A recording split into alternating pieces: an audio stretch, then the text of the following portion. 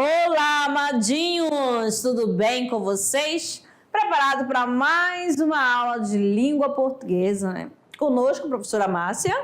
Professora Alessandra, para nós continuarmos com aquela temática. O que será que nós vamos ver hoje, hein, pessoal?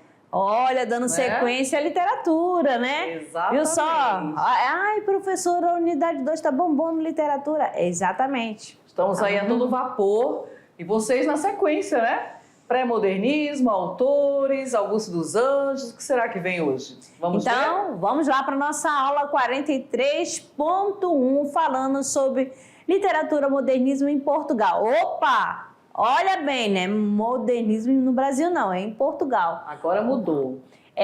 Teremos o contexto histórico, algumas características, autores e obra. Para ilustrar, trouxemos aqui, ó. Olha essa arte, essa pintura, esse quadro maravilhoso. Já observem bem a questão das cores, para nós falarmos futuramente sobre elas, né? Os formatos ali, as cores carregadas, as formas geométricas, observem bem que futuramente nós vamos utilizá-las. Então, essa pintura é de 1917, amadinhos, ó, de Amadeu de Souza Cardoso, né? E aqui, né, foi um dos expoentes do modernismo português no começo do século XX, tá certo? Vamos lá para o nosso tom de conversa. O modernismo português tem como mais alta expressão o poeta Fernando Pessoa, cuja obra é povoada por inúmeras heterônimos. Na poesia, os mais conhecidos são Alberto Caeiro, Álvaro de Campos e Ricardo Reis. Então, esses daqui são os nomes que Fernando Pessoa, né, assina. Quem faz o quê? A poesia é Fernando Pessoa, o poema. Mas ele assina como Alberto Caeiro, Álvaro de Campos e Ricardo Reis. Na prosa, quem que se destacou, né? Aqui. Aparece um semi-heterônimos, Bernardo Soares, autor do livro Desapego, tá certo? Isso daqui só mesmo para lembrar da questão do modernismo em Portugal, tá certo? Agora vamos conhecer um pouquinho sobre o Amadeu, exatamente, sobre o autor.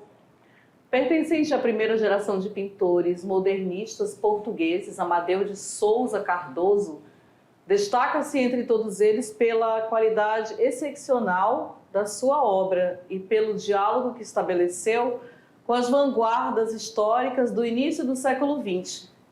O artista desenvolveu, entre Paris e Manruf, a mais séria possibilidade de arte moderna em Portugal num diálogo internacional intenso, mas pouco conhecido com os artistas do seu tempo. A sua pintura articula-se de modo aberto com movimentos como o cubismo, futurismo ou expressionismo, atingindo em muitos momentos e de modo sustentado na produção dos últimos anos um nível em tudo equiparável à produção de topo da arte. Então aqui, né, se você ficou curioso, né, para conhecer mais sobre a pintura de Amadeu, né, que é o pintor português, vamos lá, aquele dali só foi o início daquela pintura, só para destacar para vocês, né? Ele tem várias outras obras, beleza? Então a nossa árvore chegando aqui, a nossa árvore do conhecimento, né? Literatura, modernismo em Portugal. Amados, vamos conversar um pouquinho com vocês? Vamos lá. Relembrando das escolas, né?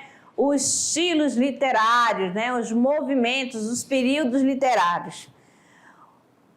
Desde quando a gente iniciou a estudar a literatura, vocês percebem que tudo acontece primeiramente onde?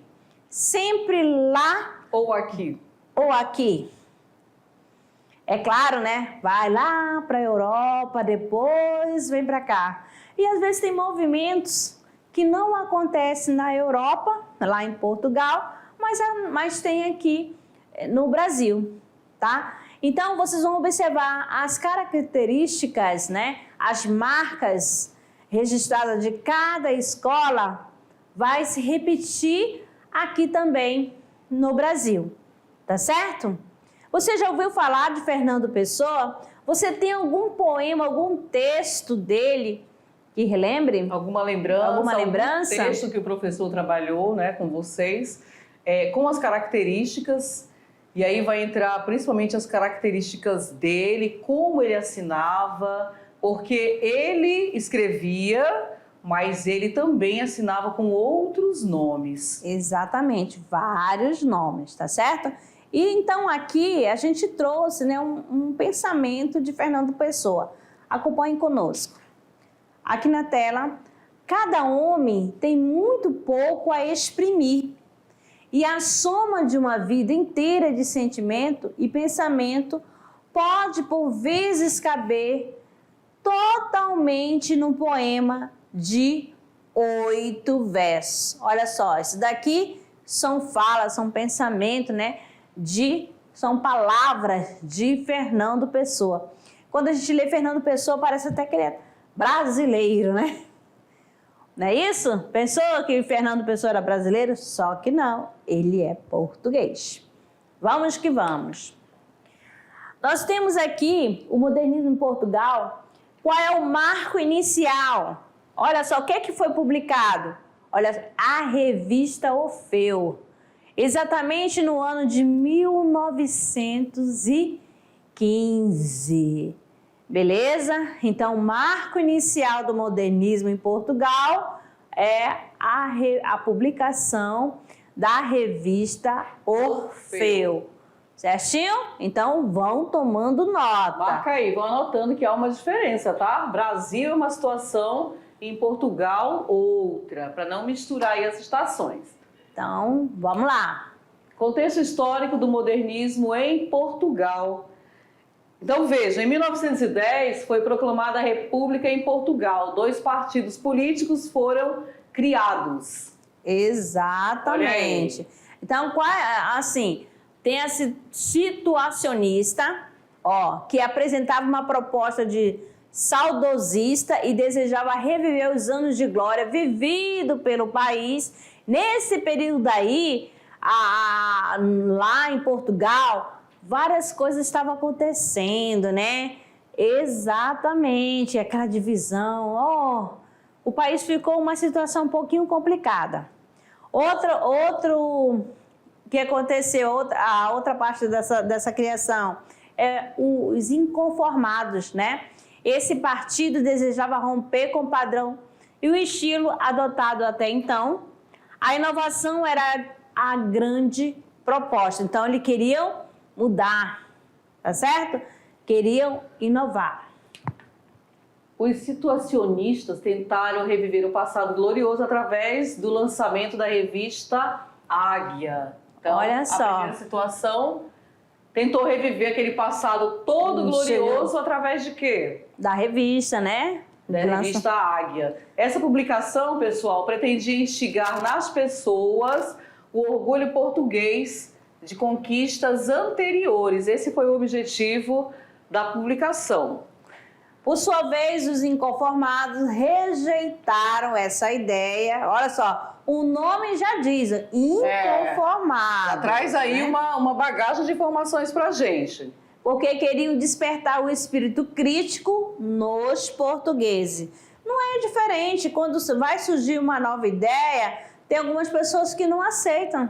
E aí bate de frente. Exato. Rompe, né? Criando aí os grupos. Nem todo mundo concorda, aceita a mudança, né? Vem sempre aquele por que isso, por que aquilo? E aí a gente sempre tem que estar preparado. E aqui, pessoal, não foi diferente. Dá-se o nome de inconformados quando você, sem nem saber do contexto, mas se você escutar a palavra inconformado, já subentende que tem algo aí por trás que não é concordado pela maioria. Olha lá, rejeitaram essa ideia porque queriam despertar o espírito crítico nos portugueses. E a questão do situacionista, olha só, eles queriam viver o passado glorioso, porque Ó, várias as coisas aconteceram nesse período.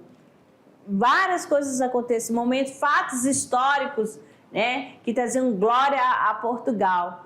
Mas depois, se você for lá na aula de história e rever o que aconteceu no final do século XIX para o início do século XX, né? No início do século XX, algumas revoltinhas, né? Algumas revoluções. Aí você vai ficar ligado essa questão, tá certo? Tem gente que fica conformado, opa, não, tá bom assim mesmo, né? Não vamos mudar não, vai se não dá certo. Com aquele temor. Então, vamos lá, conhecendo agora, amadinhos, as principais, né, características do modernismo em Portugal. Vai ter uma hora que vai chegar, a gente vai falar do Brasil. Isso. Tá? Mas primeiramente aqui vamos apresentar a vocês o modernismo em Portugal. Olha lá, o uso de linguagem coloquial, que os senhores já sabem, né, do que se trata do dia a dia. Então, linguagem coloquial, distanciamento de qualquer tipo de sentimentalismo, também bem marcado em uma escola literária que vocês já estudaram, o espírito crítico, o espírito questionador, excentricidade, a originalidade, espírito dinâmico que acompanhava as transformações promovidas pela tecnologia, né? Rompimento com o passado, quebra tudo que acontecia lá atrás e vamos iniciar algo nosso, algo diferente. E aí repete aqui, olha, a busca pela inovação, oposição às normas, adoção de uma atitude considerada anárquica. Então aqui são as características do modernismo em Portugal. Observem que há uma ruptura em diversos momentos aqui. Quando nós falamos da linguagem, aquela linguagem lá que você deveria seguir uma métrica e uma forma, aqui já é uma linguagem mais coloquial do nosso cotidiano. Aquela questão também do sentimentalismo, aquela coisa melancólica, melosa, ela já não existe mais. Já parte para as questões do dia a dia. O espírito mais crítico, questionador, aquela questão do dinamismo em acompanhar as transformações promovidas, principalmente pela tecnologia da atualidade. Tá? Então, tudo isso aqui, quando você observar, são características do modernismo em Portugal. Aí eu pergunto para vocês em relacionado ao contexto histórico, né?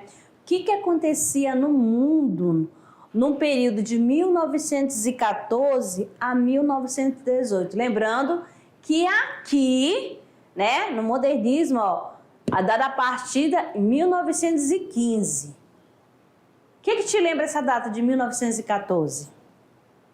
Vocês gostam de história? Acompanham as aulas? Busca aí na memória. O que aconteceu aí? 1914, o que ficou marcado? Então, vou deixar isso aqui para vocês, né? Queimando os neurônios. Então, aqui as gerações modernistas em Portugal. Aqui nós temos de 1915 a 1925. Olha só, o eufemismo. Por que eufemismo, né?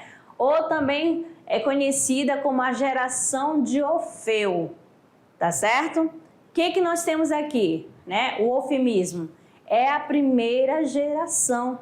Foi nesse período que aconteceu, ó, 1915 a 1925. Ó.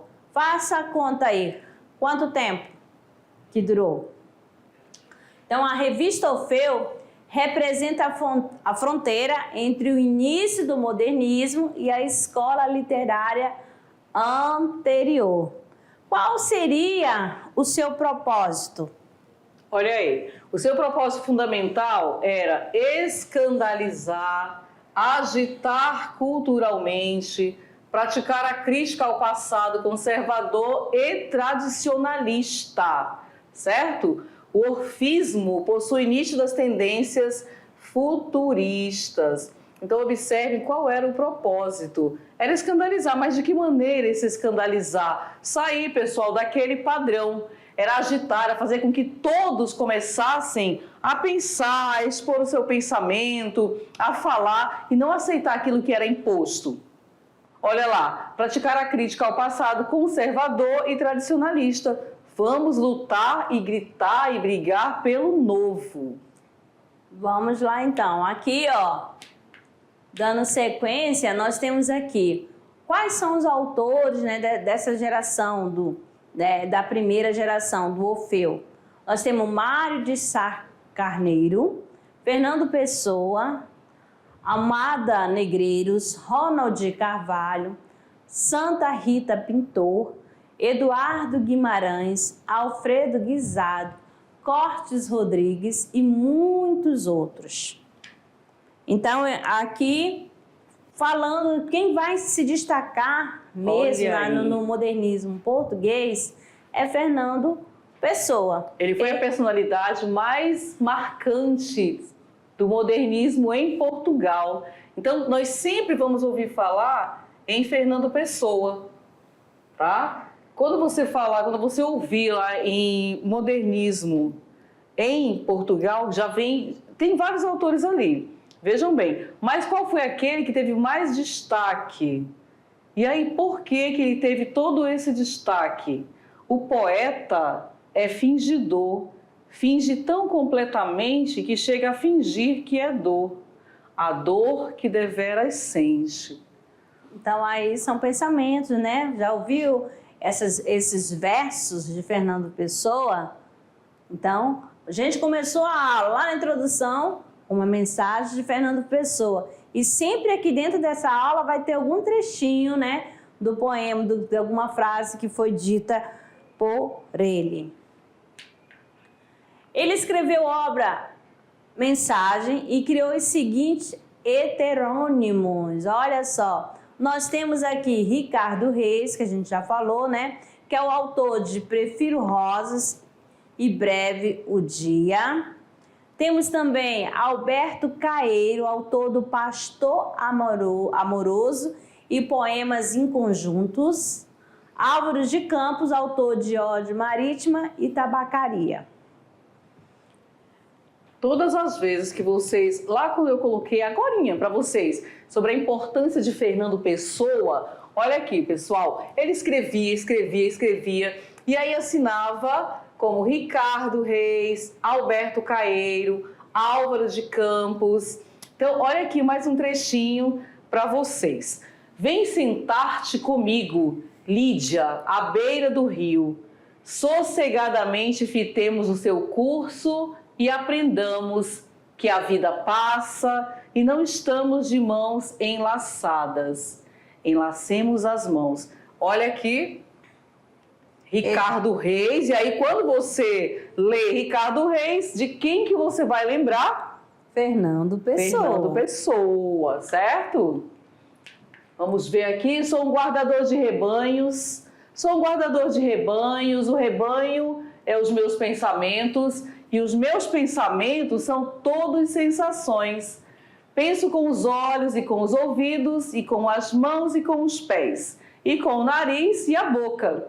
Pensar numa flor é vê-la e cheirá-la. E comer um fruto é saber-lhe o sentido. Olha aqui, Alberto Caeiro. Então vão percebendo aí a importância de Fernando Pessoa, tá? E não imagine assim, eu vou encontrar lá como Fernando Pessoa. Não, terceiro ano, já vai observando como Fernando Pessoa assinava, né? Então nós já colocamos um para vocês. Esse aqui já é o segundo, Alberto Caeiro. E assim vocês vão praticando e observando aí sobre o nosso Fernando. E quando você lê esse Sou um guardador de rebanhos, tá Alberto Caeiro. Às vezes a banca pode dizer que tem alguns traços de outra escola, o quê? Outro movimento literário. Mas se você fizer aquela ligação, Alberto Caeiro é de qual período literário? Você vai se ligar ao século, tá bom? Rebanho, falou de rebanho, lembra o quê? Falou de ovelhas, lembra lá? Estou falando de quem? Quando tu pastor, ovelha, lembra qual estilo literário? Sempre faz esse questionamento. Lembra o arcadismo, né? Que tinha aquela fuga. A vida né? do campo. A vida do campo, queria morar no campo. Uma vida mais tranquila. A simplicidade, tá certo? Então, Alberto Caeiro é o mesmo que Fernando Pessoa. E Fernando Pessoa faz parte, né, do modernismo português. O dia deu em um chuvoso. Olha só o tema, né? O título da poesia. O dia deu em chuvoso. Amanhã, contudo, estava bastante azul. O dia deu em chuvoso. Desde manhã eu estava um pouco triste. Antecipação? Tristeza? Coisa nenhuma. Não sei. Já ao acordar, estava triste. O dia deu em chuvoso. Bem sei. A penumbra da chuva é elegante. Bem sei, o sol oprime. Por ser tão ordinário, um elegante. Agora, quem que assinou? Álvaro de Campos. Álvaro de Campos também, você vai fazer essa relação a quem? A Fernando Pessoa. Aí você fala assim, aqui tem outras marcas de outra escola literária também. Viu só que ela não é assim, sempre vai ter alguma marquinha. Opa, esse daqui eu já vi, essa característica lembra a outro momento literário. Qual seria? Desde manhã eu estava um pouco triste, só que aqui não é aquela tristeza, aquele pessimismo, aquela angústia, como falava da outra escola literária. De qual escola, de qual movimento eu estou falando? Que falava muito do pessimismo, do egocentrismo. Qual é a escola? Aí, busca, lembra das gerações, vamos buscar. Né? Essa então, aí, aí você vai lembrar do romantismo da segunda geração, exato, né? Do mal do século. Mas aqui, Amadil, não está falando dessa questão aí. Dá para saber, por mais que ele fala que da tristeza, um pouco triste, estava triste porque o dia estava chuvoso, mas é completamente diferente a abordagem aqui de como que era antes, lá do romantismo. Tá certo? Você não vê aquela melancolia, aquela angústia, aquele sofrimento. Estão entendendo, amados? Então, dando sequência. Vamos embora. Tem mais. Mário de Sá Carneiro. Olha aqui um outro representante. O que nós temos aqui para falar sobre Mário de Sá? Influenciado pelo decadentismo e pela estética simbolista, construiu uma obra marcada por inesperada e inquietante angústia existencialista. Afastando-se da preocupação estética, é sempre importante vocês lembrarem disso aqui, tá? A angústia pela existência, a preocupação estética, aborda o tema da cisão do sujeito na enunciação de si e na percepção de mundo, certo? Falando aqui de Mário de Sá. Então, quais as características dele aqui ditas, né, que nós encontramos que nos faz realmente marcar Mário de Sá como representante aí de Portugal, do modernismo? Quais são essas características? Então, não esqueçam, obras marcadas por inesperada e inquietante angústia existencialista, sempre batendo em cima dessa questão, afastando-se daquela preocupação com a estética, isso não importa. Aquilo que era bastante cobrado, que era a forma, a métrica, aqui já fica lá atrás, tá? Então ele se afasta dessa preocupação estética e aborda o tema da cisão do sujeito na enunciação de si e na percepção de mundo. E aí são características de Mário de Sá Carneiro. Vamos então.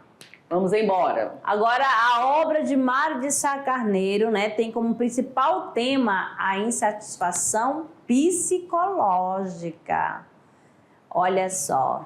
Falando dessa questão da psicologia, né, psicológica, qual é, né, a escola literária que quer entrar na mente do leitor, que mexe com o psicológico?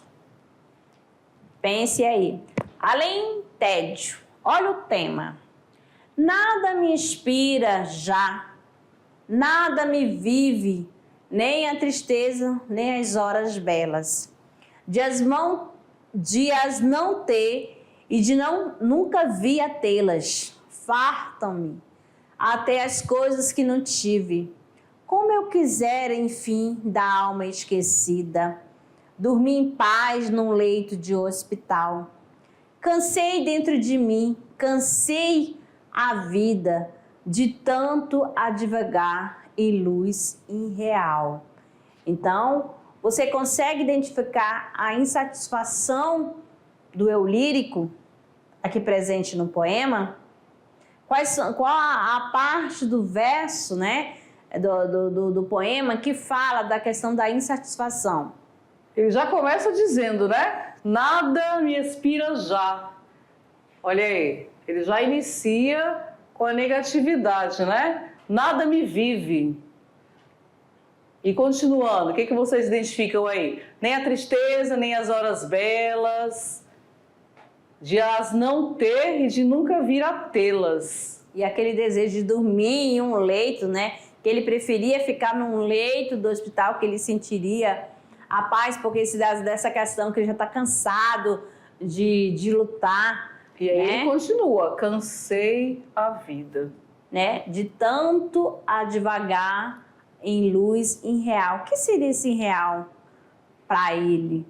Né? Para Mário de Sá Carneiro. Então, lembre sempre, né?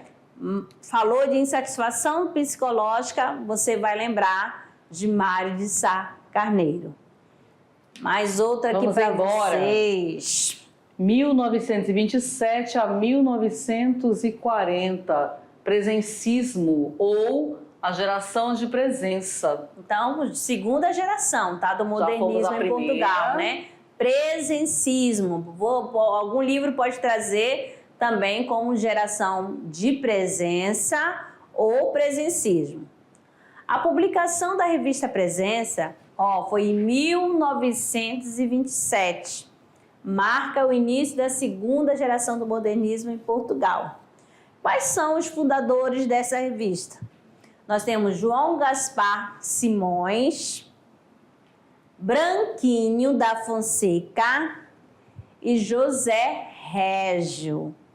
Vejam só aqui, vamos começar pelo José Régio, de 1901 a 1969. Então, quem foi José Régio, terceiro ano? Olha aqui, ele foi escritor, diretor e editor da revista Presença, tá? Também escreveu poemas como Jogo da Cabra Cega, Poemas de Deus e do Diabo e Há Mais Mundos. Então, vejam, José Régio, reforçando aí, ele foi escritor e editor da revista Presença, tá? Então, não esqueçam, quando ouvirem falar em José Régio, é só lembrar que ele foi aí o diretor da revista. Além de ter sido escritor, né, editor, então não esqueçam. E até hoje é considerado como um dos maiores nomes, tá, da literatura contemporânea portuguesa. Não esqueça, José Régio. E suas obras eram formadas por diversidade de produção de gênero. Agora, vamos lá, falamos do José Régio. Quem chega aqui? Nós temos aqui João Gaspar Simões. Quem foi João Gaspar Simões aqui dentro desse contexto, né? Ele foi um crítico e investigador literário de grande influência. Então não esqueça, ouviu falar em João Gaspar Simões, já vai lembrar aí que ele foi crítico e investigador. Em seu trabalho se destacam os seguintes romances. Em prosa, Amigos Sinceros, Romance Numa Cabeça e Internato. Então, romance aqui, as obras que se destacam de João Gaspar Simões. Então, para fazer parte também da segunda geração do modernismo em Portugal, temos aqui Branquinho da Fonseca, de 1905 a 1969. 1974. Olha só, gente, olha só. Então, Branquinho, o que ele fez? Ele produziu também sob o pseudônimo, olha aí, de Antônio Madeira. Dentre suas obras se destacam poemas, Marco Alhado, Bandeira Preta. Então, Branquinho da Fonseca, não esqueça, João Gaspar, Branquinho da Fonseca, foram aí os integrantes que se destacaram neste período. Vamos ver aqui, aí nós temos o neorrealismo. Quando nós temos neo, o que lembra para vocês, né? Essa questão neorrealismo. Realismo vocês conhecem bem do que se trata e as características. E o neo seria um novo realismo? Vamos ver o que traz aqui. A terceira fase do modernismo em Portugal teve início em 1940, com a publicação de quê? Goiabéus de Alves Redol. Foi um período marcado pela oposição ao ditador Antônio de Oliveira Salazar. Então aí é a presença marcante da oposição, tá bom? Aí, ó, Avel Redol, meu Deus. Ou melhor, Alves Redol, desculpa aí, amados. Alves Redol, de 1911 a 1969. Foi o primeiro autor dessa fase. Em seu trabalho se destacam, temos aqui a Glória, Marés e a Barca dos Sete Lemes. Então, Alves Redol. Ferreira de Castro, trata-se do autor mais relevante dessa geração, tá? Então não esqueçam, Ferreira de Castro. E quais são as obras aí, né, de maior destaque de Ferreira de Castro? Emigrantes, A Selva e Eternidade. Exato. Agora temos o Soeiro Pereira Gomes, de 1909 a 1949.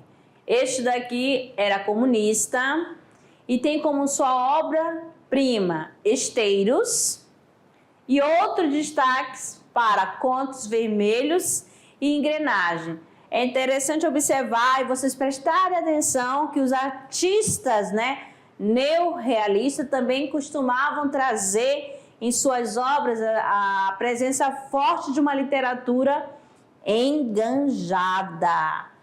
Beleza? Então, nós estamos falando de qual movimento, né? Nós estamos aqui introduzindo para vocês a literatura, né, portuguesa, falando da escola literária modernismo. Só dando aquela pincelada, né, que começou, qual foi o marco inicial do modernismo em Portugal? Com qual? Muito bem. E qual é? Qual evento, né? Daqui Muito que tá bem, muito bem. É 1915, né? Qual foi o maior representante, né? Que Aí você vai, qual foi o melhor representante do modernismo em Portugal? Lembra dele. Olha só, que assinava com outros homens, mas ele se destacou, tá? Além do outro, mas que se destacou na questão da poesia. Até que algumas pessoas pensam, né, que ele é brasileiro. É o Fernando Pessoa. Mas vocês não podem esquecer, hein? Tá porque certo? o nome assim, é bem familiar, né, pessoal? E é aqui do Brasil, não. Então não esqueça desse detalhe aí. Brasileiro. Certo. Tá bom? Lembrado dos 3 nomes que eles assinavam?